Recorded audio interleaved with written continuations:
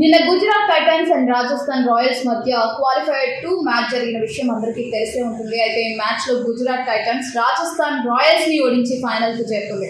అయితే ఇక్కడ గుజరాత్ టైటన్స్ గెలుపులో మాత్రం కీలక పాత్ర పోషించింది కెప్టెన్ గిల్ అనే చెప్పుకోవాలి. అతడు సెంచరీతో చెలరేగిపోయాడనమాట. సొంత గడ్డ పంజాబ్ మీద గిల్ సెంచరీతో చెలరేగిపోవడంతో అతడి తండ్రి లఖ్విందర్ సింగ్ ఆనందానికి అవధులు లేకుండా పోయింది.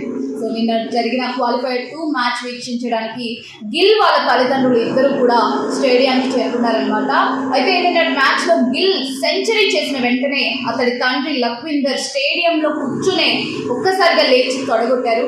సో దానికి సంబంధించిన వీడియో కూడా సోషల్ మీడియా మాధ్యమాల్లో ఫుల్ వైరల్ అయిపోతుంది. అయితే ఈ మ్యాచ్ గుజరాత్ టైటన్స్ గెలుపొందడంతో మైదానంలోకి చేరుకున్న గిల్ వాళ్ళ తల్లిదండ్రులు ఇద్దరు కూడా గిల్ని హక్ చేసుకుని ఆనందం వ్యక్తం చేశారు.